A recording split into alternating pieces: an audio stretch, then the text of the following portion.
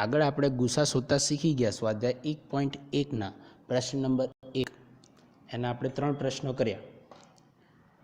એમાં આપણે ગુસા શોધતા શીખી ગયા કઈ પદ્ધતિથી? યુક્લિડની ભાગાકારના પૂર્વ પ્રમેયના રીતથી, એટલે કે ભાગ પ્રવિધિના આધારે. યુક્લિડના ભાગ પ્રવિધિના આધારે આપણે ગુસા શોધતા શીખી ગયા. તેમાં શું કરતા હતા?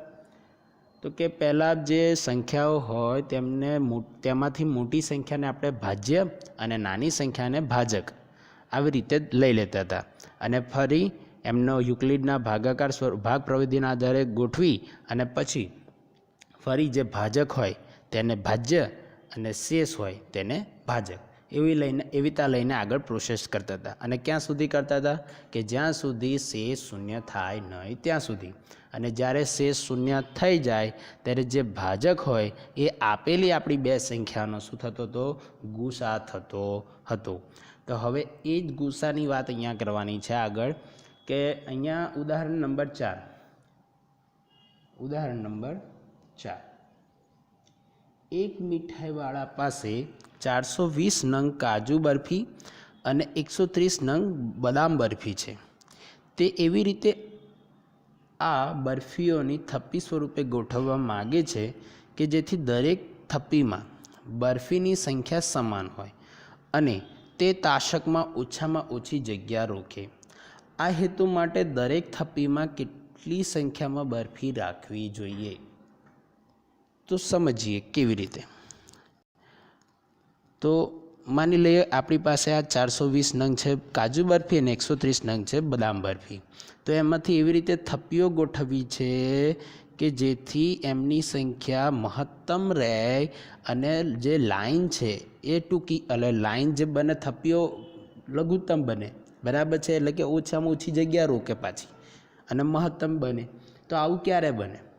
તો એવું બને કે જ્યારે આ બંને સંખ્યાનો એવો કોઈ મોટો જે સામાન્ય અવયવ હોય એ સ્વરૂપે ગોઠવીએ. આ બંને સંખ્યાનો 420 અને 130નો કોઈક સામાન્ય અવયવ હોય કે જે મોટામાં મોટો હોય તે મહત્તમ હોય, બરાબર છે, તો એ બરફીની સંખ્યા સમાન થાય અને તાશકમાં જે જગ્યા હશે એમાં કે ઓછી જગ્યા રોકશે. મતલબ મોટામાં મોટો અવયવ એને આપણે શું કહીએ છીએ?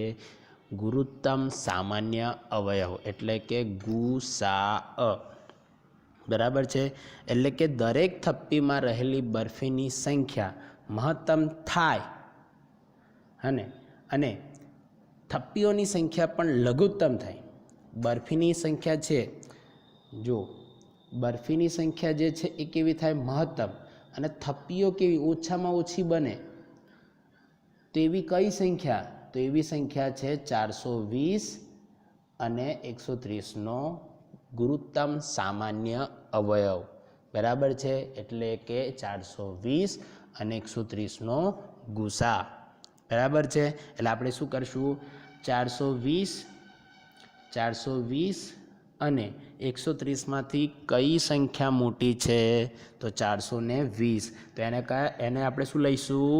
ભાજ્ય. શું લઈશું? ભાજ્ય.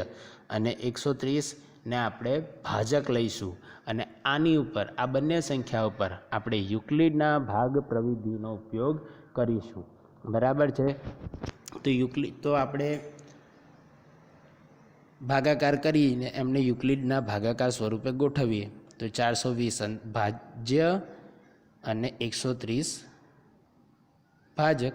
તો આપણે ઘડીઓ આ રીતે એનો ભાગાકાર કરીએ તો 13 એકા 13, 13 દુ 26, 13 તરી 39, તો 13 તરી 39, પછી 13 ચોક 52 થઈ જાય, એટલે વધી જાય.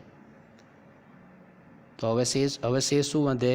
0માંથી 0, 2માંથી 9 ના જાય એટલે દશક લેવાની, તો આ 3 અને અહીંયા 12, 12માંથી 9 જાય તો 3, કેટલા વધ્યા? 30. તો આપણે એના કયા સ્વરૂપે ગોઠવીશું? તો ભાજ્ય બરાબર ભાજક ગુણ્યા ભાગફળ વત્તા શેષ, બરાબર છે. તો તમે અહીં જોઈ શકો છો 420 બરાબર 130 ગુણ્યા 3 વત્તા 30. હવે શું કરવાનું? તો કે હવે જ્યાં સુધી શેષ 0 ના થાય ત્યાં સુધી આ પ્રોસેસ આગળને આગળ કરતું જવાનું. હવે આપણો ભાજક કોણ થઈ જશે? તો હવે આપણો ભાજ્ય કોણ થઈ જશે? 130. અને ભાજક કોણ થઈ જશે? નવો ભાજક. તો શેષ છે એ આપણો નવો ભાજક થઈ જશે, એટલે કે 30. બરાબર છે. તો એમનો પણ ભાગાકાર કરીએ તો 130 ભાજ્ય એટલે અંદર અને 30 બહાર. તો આમનો પણ ભાગાકાર કરીએ તો 30 એકા 30, 30 દુ 60, 30 તરી 90 અને 30 ચોક 120. તો 120. હવે બંનેની બાદબાકી 0માંથી 0, 3માંથી 2 જાય તો 1 ને 1માંથી 1 જાય તો 0. તો શેષ કેટલી વધી? 10. એટલે ભાજ્ય બરાબર ભાજક ગુણ્યા ભાગફળ વત્તા શેષ, એટલે કે 130 બરાબર 30 ગુણ્યા 4 વત્તા 10.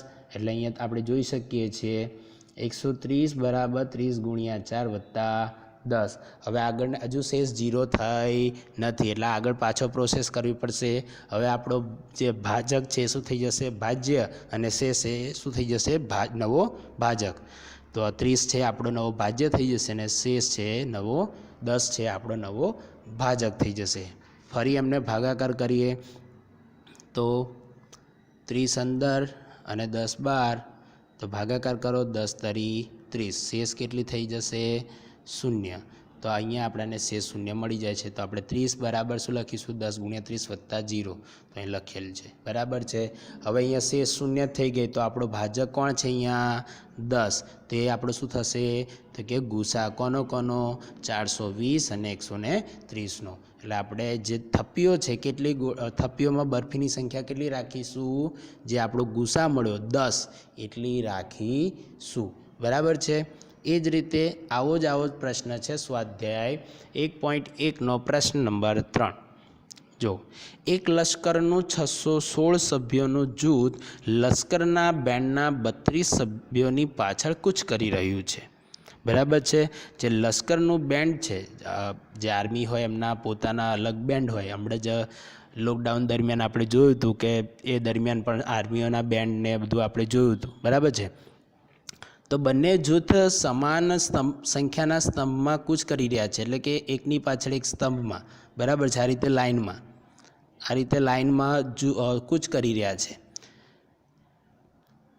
તો તે જ સ્તંભમાં કૂચ કરી રહ્યા છે તેવા કોઈ પણ સ્તંભમાં મહત્તમ કેટલા સભ્યો છે? હવે મોટામાં મોટા સભ્યો કેટલા હશે? વધારેમાં વધારે સભ્યો કેટલા હશે? તો વધારેમાં વધારે કેટલા સભ્યો હશે? તો કે 616 અને 32. 616 અને 32નો મોટામાં મોટો અવયવ. 616 અને 32નો મોટામાં મોટો અવયવ. હવે મોટામાં મોટો અવયવ એટલે શું થાય? તો કે 616 અને 32નો ગુસા. બરાબર છે. તો જે કૂચ કરી રહ્યા છે, જે સ્તંભમાં કૂચ કરી રહ્યા છે બંને જૂથ, અને તો એમનો સ્તંભ મહત્તમ કઈ હશે? તો કે એમનો ગુસા હશે. કોનો? 616 અને 32નો ગુસા. તો આપણે એને કઈ રીતે લખીશું? તો પહેલાં તો એમનો આમાં મોટી સંખ્યા પસંદ કરીએ. તો મોટી સંખ્યા કઈ છે? 616. એટલે એ આપણો શું થઈ જશે? ભાજ્ય. અને 32 શું છે આપણો? નાની સંખ્યા. તો એ આપણું શું થઈ જશે? ભાજક. બરાબર છે. તો આ રીતે આપણે એમનો ભાગાકાર કરીએ તો 616 અને 32. તો હવે આમની ઉપર આપણે યુક્લિડના ભાગાકારનો નિયમ કરવો છે. અત્યારે આપણે ભાગાકાર કરી લઈએ. તો 32 એકા 32, 32 દુ 64, એટલે અહીં વધી ગયો, એટલે 32 એકા 32. બરાબર છે. તો હવે 1માંથી 2 ના જાય એટલે શું લઈશું આપણે? દશક. 11માંથી 2 જાય તો કેટલા રહે? 9. 6 ને કાપીએ તો 5. 5માંથી 3 જાય તો 2, એટલે 29 વધ્યા અને આપણે 6. હવે આપણે 32ને કેટલા વડે કરીએ તો 296 થશે. તો આમનો જો ભાગાકાર કરવો પડશે. હા, તો કેટલા વડે? તો 3 સત્તા 21 અને 3 અઠ્ઠા 24 અને 3 9 27. તો 9 વડે ભાગ ચાલી જશે. તો 9 દુ 18નો આઠડો વધી પડી 1 અને 9 તરી 27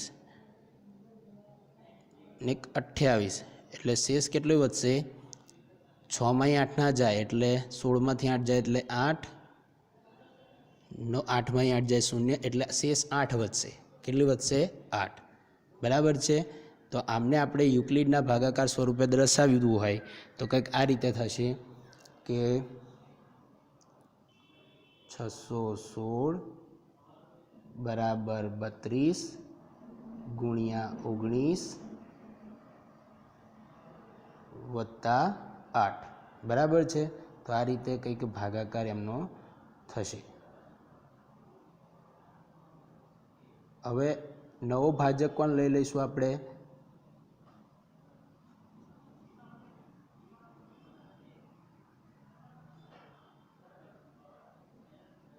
તો હવે આપણે નવો ભાજક કોણ લઈશું?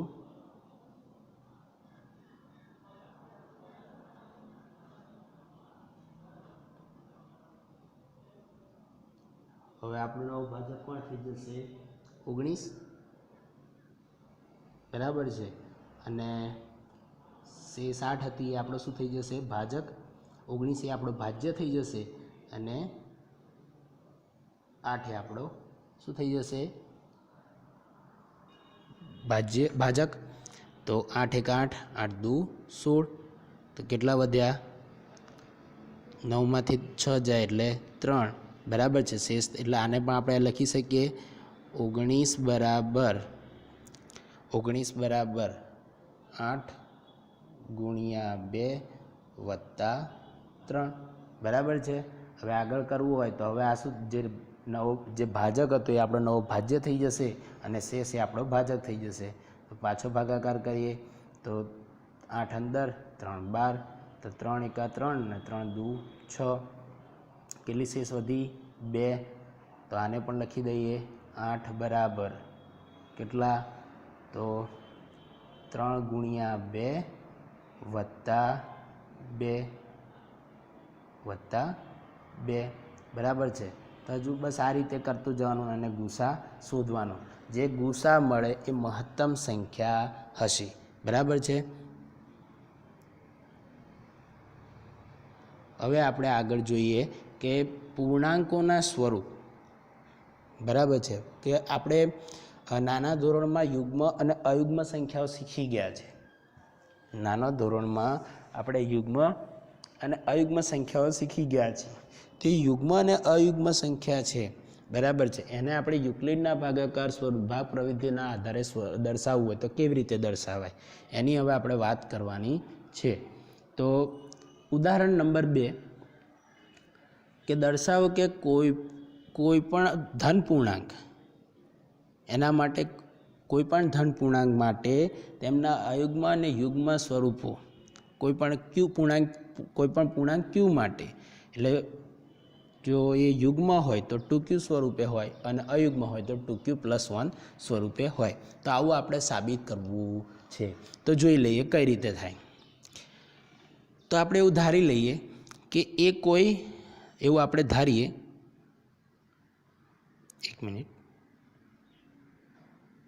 આપણે એવું ધારી લઈએ કે ધારો કે એ કોઈ ધન પૂર્ણાંક છે. ધન પૂર્ણાંક ઋણમાં આવે નહીં. ધન પૂર્ણાંકમાં કયા આવે? તો કે 1 2 3 4 5 થી અનંત સુધી. તો આ બધા એટલે એ 1 2 3 4 થી લઈને અનંત સુધી કોઈ એક સંખ્યા છે જે કેવી છે? ધન છે. અને b બરાબર 2. કઈ રીતે b બરાબર 2 તો સમજાવું. અહીંયા આપણે જે રકમ હશે જે ઉદાહરણ નંબર 2માં એમાં આપણે 2q સ્વરૂપે આ રીતે લખ્યું છે 2q અથવા તો 2q+1. બરાબર છે. આ રીતે આપણને આપ્યું હશે. તો એમાં જો આ q સાથે આપણો જે સ્વરૂપ છે એ બરાબર bq+r હને. તો એમાં b સાથે q સાથે કોણ આપ્યું છે? b. તો આ q જોડે કોણ આપ્યું હોય? b જ આપ્યું હોય ને. ખ્યાલ આવે છે કે નહીં? તો અહીંયા b બરાબર આપણા કેટલા છે? 2. તો યુક્લિડના ભાગ પ્રવૃત્તિ અનુસાર આપણે યુક્લિડનો ભાગ પ્રવૃત્તિમાં ભણી ગયા છે તો કે જ્યારે કોઈ ધન પૂર્ણાંકો હોય તો તેમના માટે કોઈ અનઋણ પૂર્ણાંકો q અને r એવા મળે કે જેથી એ બરાબર bq+r થાય. તો અહીંયા પણ જો અનઋણ જ છે. કોઈ પૂર્ણાંક q > 0 મતલબ અનઋણ, ઋણ હોય નહીં. બરાબર છે. અનઋણ માટે a બરાબર 2q પ્લસ આર 0 પછી શરત છે 0 less than or equal to r less than b. આવી યુક્લિડના ભાગ પ્રવિધિની શરત હતી. હવે બી બરાબર અહીં કેટલા છે 2 બરાબર છે એટલે આખી શરત આ રીતે છે 0 less than or equal to r less than b 2 બરાબર છે. તો આનો મતલબ શું થાય કે આર છે એ કાં તો 0 કરતાં મોટો 0 અથવા તો 0 કરતાં મોટો અને 2 કરતાં નાનો. હવે 0 હોય તો આર બરાબર 0 હોય, 0 કરતાં મોટો એટલે 1 અને 2 કરતાં નાનો તો 1 જ થઈ ગયો. એટલે આર બરાબર શું હોઈ શકે 0 અથવા તો આર બરાબર 1 બરાબર છે. તો આર બરાબર 0 અથવા તો આર બરાબર 1 આ બંનેમાંથી કોઈ એક હોઈ શકે, એવું નહીં કે બંને જ હોય. હા તો હવે આર બરાબર 0 હોય તો શું થાય તો કે આર બરાબર 0 હોય તો આ સમીકરણમાં મૂકીએ આપણે તો કે આર બરાબર અહીંયા 0 મૂકી દઈએ તો આ સમીકરણ શું થાય a બરાબર 2q. હવે a બરાબર 2q અને q આપણે કેવી લીધી છે કોઈ પણ પૂર્ણાંક લીધા છે કે જે q અનઋણ છે બરાબર. હવે 0 મૂકી દઈએ તો એ તો 0 થઈ જાય પણ q બરાબર 1 લઈ લઈએ તો 2 થાય, q બરાબર 3 લઈએ તો 3 દુ 6 થાય હે ને. તો 6 એ 6 ને 2 વડે ભાગી શકાય બરાબર છે.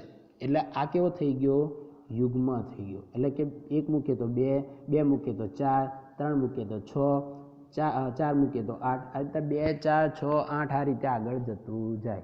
હવે આપણે દરેક જાણીએ છીએ કે દરેક બેકી સંખ્યા એ યુગ્મ સંખ્યા છે. એથી આ કેવી સંખ્યા થશે યુગ્મ. કેવી થશે યુગ્મ. બેકી ને એકી જે તમે સંખ્યા ભણી ગયા છો એને યુગ્મ અયુગ્મ કહેવાય. બેકી એટલે યુગ્મ, અયુગ્મ એટલે એકી સંખ્યા બરાબર છે.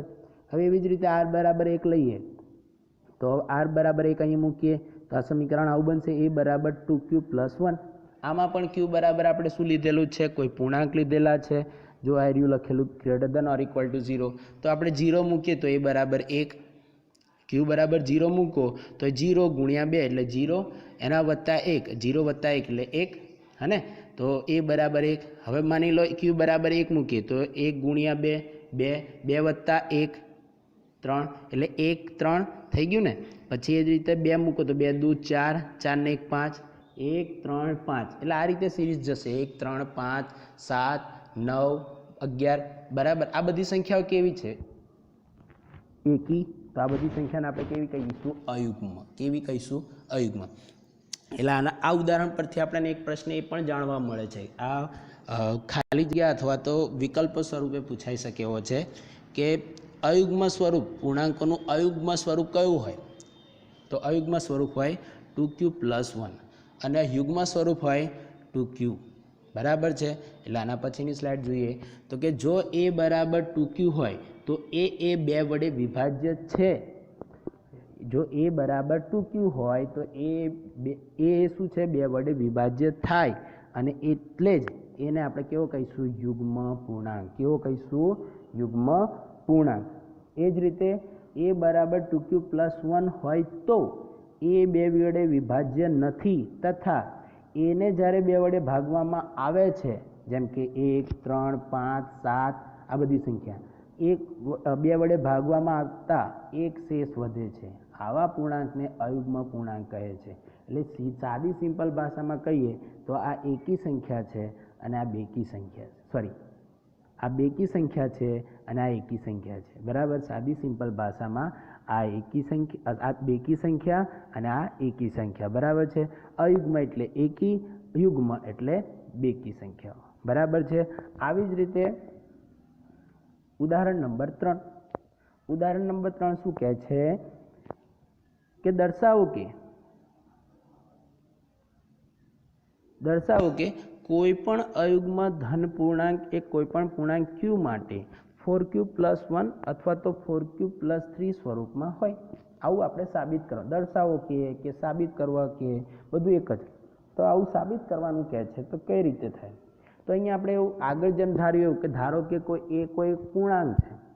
ધારો કે એ કોઈ અયુગ્મ પૂર્ણાંક છે. અહીંયા અયુગ્મ ધન પૂર્ણાંક કહી દીધું છે આપણે. તો આપણે એવું ધારી લઈએ કે એ કોઈક અયુગ્મ ધન પૂર્ણાંક છે અને b બરાબર અહીં જુઓ અહીં 4 4 હે ને. તો b બરાબર આપણે કેટલા લઈશું 4. હવે આગળ જેમ કર્યું એમ યુક્લિડના ભાગ પ્રવિધિનો ઉપયોગ કરતા કોઈક પૂર્ણાંક q is greater than or equal two 0 એવો મળે, અનઋણ મળે કે જેથી a બરાબર 4q પ્લસ r થાય. બરાબર છે? કેમ? a બરાબર bq, b બરાબર કેટલા છે 4, તો a બરાબર 4q પ્લસ r. અને શરત શું હતી? 0 less than or equal to r less than b, અને b બરાબર કેટલા 4, તો શરત શું બનશે? 0 less than or equal to r less than 4.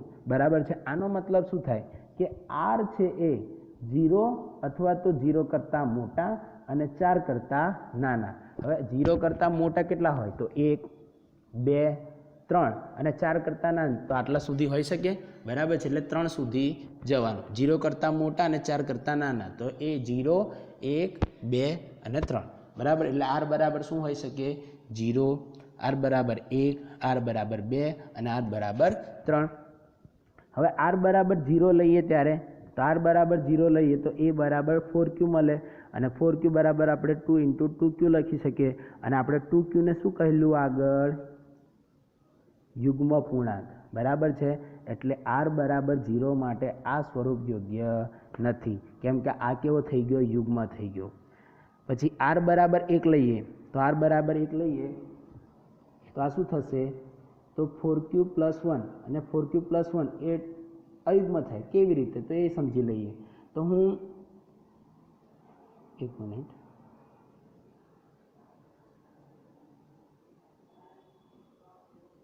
જો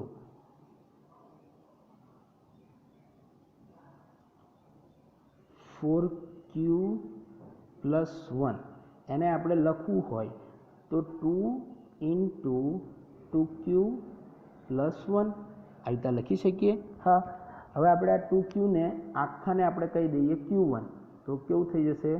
2q1 પ્લસ 1. હવે આ 2q1 પ્લસ 1 એટલે આ આમ જોવા જઈએ તો આપણે આમ થઈ જાય 2q પ્લસ 1, આવું સ્વરૂપ થઈ જશે.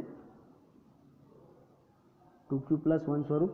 બરાબર છે? હવે 2q પ્લસ 1 આપણે આગળ જોઈ ગયા એ પ્રમાણે એને આપણે શું કહીએ છીએ? જુઓ તો અયુગ્મ સ્વરૂપ. બરાબર છે? કેવું સ્વરૂપ? અયુગ્મ સ્વરૂપ. તેથી આ કેવો હશે? તેથી આ સ્વરૂપ કેવું હશે? 4q પ્લસ 1 અયુગ્મ સ્વરૂપ હશે. એ જ રીતે આગળ જોઈએ કે r બરાબર 2 લઈએ. r બરાબર કેટલા સંખ્યા છે? 0, 1, 2 અને 3. તો હવે r બરાબર આપણે 2 લઈએ તો r બરાબર કયા હશે? 4q plus 1. હે ને? તો આપણે આમાંથી 2 કોમન કાઢી લઈએ તો આવું બનશે 2 × 2q પ્લસ 1. હવે આ સંખ્યાને આપણે કોઈ નામ આપી દઈએ k, તો આ કંઈક આવું સ્વરૂપ બની જશે 2k. હવે 2k હોય કે 2q હોય કે 2p હોય કે 2z હોય, આ બધી જ સંખ્યા એકની એક જ કહેવાય. બરાબર છે? એટલે યુગ્મ જ કહેવાય. બરાબર છે? તો આ પણ કેવું થઈ ગયું? યુગ્મ સ્વરૂપ. એટલે એ 2 વડે વિભાજ્ય હોવાથી કેવું કહેવાશે? યુગ્મ. બરાબર છે? એટલે આ કેન્સલ થઈ ગયું. હવે આપણે r બરાબર 3 લઈએ, તો r બરાબર 3 લઈએ તો 4q પ્લસ 3 થાય. બરાબર છે? તો 4q પ્લસ 3 એને આપણે કઈ રીતે દર્શાવી શકીએ? 2q પ્લસ 1 તરીકે દર્શાવી શકાય? તો કે હા. કઈ રીતે? તો જુઓ 4q પ્લસ 3 એના બરાબર આપણે અહીં જુઓ તો 4q પ્લસ એને એમના એમ રવા દઈએ, પ્લસ 2, 3ને આપણે આ રીતે તોડી નાખીએ, 2 + 1 તોડી નાખીએ. તો હવે આ સ્વરૂપ કેવું થઈ ગયું? જુઓ તો આગળ કરીએ તો અહીંયાથી આટલી રકમમાંથી આપણે 2 સામાન્ય લઈ શકીએ. એટલે 2 બહાર આવે તો અંદર શું થશે? 2q plus 1 plus 1. બરાબર છે? હવે આખા કૌંસને 2q પ્લસ 1ને આપણે k કહી દઈએ તો શું થશે? 2k plus 1. હવે k હોય કે p હોય કે z હોય કે r હોય એનાથી આપણે કોઈ ફરક પડતો નથી. આપણે k ને પણ આપણે q સમાન ગણી શકીએ છીએ અને q થી આપણે લખી શકીએ 2q પ્લસ 1 સ્વરૂપ મળી ગયું. 2q પ્લસ 1 સ્વરૂપ. અને 2q પ્લસ 1 સ્વરૂપ એ કયું કહેવાય? અયુગ્મ. એટલે કે 4q પ્લસ 3 એ કેવું છે? અયુગ્મ સ્વરૂપ છે. એટલે કે કોઈ પણ અયુગ્મ પૂર્ણાંક એ કયા સ્વરૂપે હશે? તો કે 4q પ્લસ 1 અથવા તો 4q પ્લસ 3 સ્વરૂપમાં જ હશે. બરાબર છે? એટલે આ 2 વસ્તુ MCQ સ્વરૂપે MCQ હોય એટલે કે વિકલ્પ અથવા તો ખાલી જગ્યા સ્વરૂપે આપણાને પૂછાઈ શકે છે કે એક શું પૂછાઈ શકે તો કે યુગ્મ પૂર્ણાંક કયા સ્વરૂપમાં હોય તો એ બરાબર 2q સ્વરૂપમાં હોય અને 2 વડે વિભાજ્ય હોય. અયુગ્મ પૂર્ણાંક કયા સ્વરૂપે હોય તો કે 2q+1 સ્વરૂપે હોય. એ 2 વડે વિભાજી શકાય નહીં અને 2 વડે ભાગો તો શેષ કેટલી વધે 1. બીજું કોઈ પણ અયુગ્મ પૂર્ણાંક હોય કયા સ્વરૂપમાં હશે તો 4q+1 અથવા તો 4q+3 સ્વરૂપમાં જ હશે. બરાબર.